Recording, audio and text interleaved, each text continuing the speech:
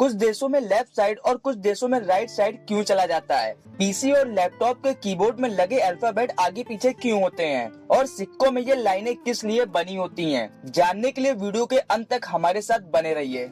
Number 9, हमारे India और कुछ देशों में लेफ्ट साइड चलने का रूल है, लेकिन कई डेवलप देशों में राइट साइड चलने का। दोस्तों, लेफ्ट या राइट फाइट करके डिसाइड नहीं किया गया था, बल्कि इसे डिसाइड करने पर भी एक बहुत बड़ा रीजन छुपा हुआ है। दोस्तों, माना जाता है कि रोमन एज से लेकर 18वीं सदी तक घुड़सवारों वाला ट्रैफिक हुआ करता था और वो लेफ्ट साइड चला करते थे ताकि वो अपने लेफ्ट हैंड से घोड़े की लगाम पकड़ सके और अपने राइट हैंड से तलवारबाजी और सभी दूसरे काम कर सके। लेकिन वहीं जब कुछ दिनों बाद ज्यादा जानवरों वाली व्हीकल बनी तो उनके भी ड्राइवर लेफ्ट साइड ही बैठना पसंद करते थे, लेकिन लेफ्ट साइड बैठने की वजह से उन्हें रोड के राइट साइड चलना पड़ता था ताकि वो बाकी आने वाली गाड़ियों को ध्यान से देख सके। तो दोस्तों, इसी वजह से आज कई देशों में राइट साइड और लेफ्ट साइड चलने का चलन है। नंबर 8, दोस्तों, आपने कॉपियों में बने इन मार्जिन को तो जरूर देखा होगा, और अगर ये मार्जिन हमें ना मिले तो हम इन्हें खुद ही बना लेते थे। तो सवाल ये है कि आखिर इस मार्जिन की शुरुआत कहाँ से हुई? दरअसल शुरुआती वक्त में जब चाइना में नोटबुक बनाई जाती थी तब चूहे उसे कुतर देते थे और वो बुक को पूरा नुकसान नहीं पहुंचाते थे, बल्कि उसे केवल किनारों से ही कुतर देते थे।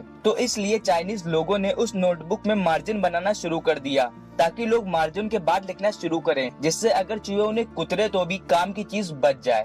नंबर 7, दोस्तों, आपने बॉल्स तो कई तरह की देखी होंगी, लेकिन क्या आपने गोल्फ बॉल को देखा है? और अगर देखा है तो क्या सोचा है कि उसमें इतने सारे गड्ढे क्यों बने होते हैं? जब भी पहले गोल्फ बनाई जाती थी तब वह एक पिंग पोंग बॉल की तरह बिल्कुल स्मूथ होती थी, लेकिन गोल्फ प्लेयर्स ने नोटिस किया कि जब भी बॉल्स पुरानी हो जाती थी और उनकी स्मूथ सरफेस पर गड्ढे होने लगते थे तब उनकी गोल्फ परफॉर्मेंस बढ़ जाती थी और गोल्फ बॉल को सही जगह पर मारने पर आसानी होती थी। इसलिए अब गोल्फ बॉल को पहले से ही गड्ढों के साथ बनाया जाता है। नंबर 6, दोस्तों, जीन्स की पॉकेट में एजेस में लगी इन 2 बटन का क्या यूज होता है? वेल दोस्तों, इन मेटल के बटन का भी एक पर्पस होता है। दरअसल जब लेवी स्ट्रॉस ने जीन्स बनाना शुरू किया था और ये जीन्स केवल खदान में काम कर रहे लोगों के लिए बनाई जाती थी, और आप सबको पता ही है कि ये वर्कर्स इतने रफ जगह पर काम करते थे कि बहुत ही जल्दी ये जीन्स फट जाती थी, और इसी प्रॉब्लम को दूर करने के लिए लेवी स्ट्रॉस ने इस जीन्स के वल्नरेबल एरिया में मेटल की बटन लगाई जिससे माइनर्स की जीन्स ना फटे, और आज भी यही बटन आपकी जीन्स की सील्स को प्रोटेक्ट करने का काम करते हैं। नंबर 5, दोस्तों, क्या आपने सोचा है कि आपके 1 और 2 रुपए के सिक्के स्मूथ और 5 रुपए के सिक्के में रिजेस यानी ये खुरदरा एरिया क्यों होता है? दरअसल पहले जब सिक्के बनाए जाते थे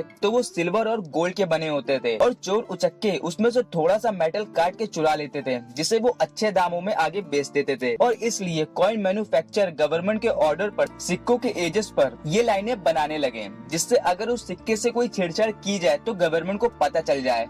नंबर 4, सिम कार्ड का एक कोना कटा हुआ क्यों होता है? दरअसल जब शुरू में सिम नया लॉन्च हुआ था तब वो एक रेक्टेंगल शेप में होता था और चिप स्क्वायर शेप में हमेशा से था, लेकिन जब कंज्यूमर सिम को मोबाइल में लगाते थे तो चारों तरफ से बराबर होने की वजह से उन्हें इसे लगाने में दिक्कत आती थी। भले ही ये मामूली सी दिक्कत लग रही हो, लेकिन जब ये दिक्कत हद से ज्यादा बढ़ गई और कंप्लेन पर कंप्लेन आना शुरू हो गई तो उन्होंने समस्या के हल के रूप में सिम का एक कोना काट दिया, जिससे लोग आसानी से समझ सके कि सिम कैसे लगाना है। नंबर 3, क्या आपने कभी सोचा है कि आपके पीसी या लैपटॉप कीबोर्ड के बटन के अरेंजमेंट रैंडमली यानी आगे पीछे क्यों होते हैं? आखिर इस क्वार्टी अरेंजमेंट में इतनी क्या खास बात है जो ABCDGF जैसी सीक्वेंस फॉर्मेट में नहीं है? वेल दोस्तों, ये बात तब की है जब टाइपराइटर को नया लॉन्च किया गया था। उस वक्त के कीबोर्ड में लेटर नॉर्मल ऑर्डर में ही रहते थे और उस अरेंजमेंट से टाइपिंग स्पीड भी काफी तेज हो रही थी, लेकिन इतनी तेज स्पीड में टाइप करने की वजह से टाइपराइटर के कीबोर्ड तेजी से डैमेज होने लगे,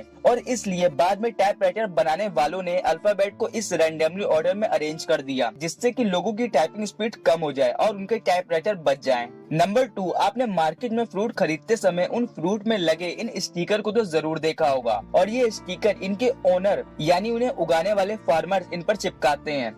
लेकिन ये स्टिकर न केवल उनके ओनर के बारे में जानकारी देते हैं बल्कि उनकी क्वालिटी भी बताते हैं। इन स्टिकर्स को ध्यान से देखने पर आपको इसमें एक कोड भी दिखेगा, और अगर उस कोड में 4 डिजिट हैं तो आपका फ्रूट फ्रेश और ऑर्गेनिक है, और अगर इस कोड में 5 डिजिट है तो ये जिस सॉइल में उगाया गया है उसमें पेस्टिसाइड और फर्टिलाइजर को मिलाया गया है, और अगर इस 5 डिजिट का पहला नंबर 8 है तो इसका मतलब वो फ्रूट जेनेटिक मॉडिफाइड है, यानी कि वो GMO कैटेगरी को बिलोंग करता है। नंबर 1 दोस्तों, टीवी देखते समय क्या आपने कभी नोटिस किया है कि टीवी एंटीना का फेस हमेशा साउथ ईस्ट डायरेक्शन में ही क्यों होता है? और अगर आप चाहें तो अपनी छत पर जाके आप खुद ही देख सकते हैं। एक्चुअली दोस्तों, टीवी एंटीना सैटेलाइट से सिग्नल को रिसीव करके हमें वीडियो के फॉर्म में दिखाता है। और दोस्तों, ये जो सैटेलाइट सिग्नल भेजता है ना, वो खुद ही अर्थ के साउथ ईस्ट डायरेक्शन में होता है, जो अर्थ के घूमने के साथ साथ खुद भी घूमता रहता है। तो दोस्तों, वीडियो अच्छी लगी हो तो वीडियो को लाइक करिए और शेयर करिए, और आगे ही ऐसी वीडियो देखने के लिए हमारे चैनल को अभी सब्सक्राइब कर लीजिए। मिलते हैं अगली वीडियो में। Thank you for watching.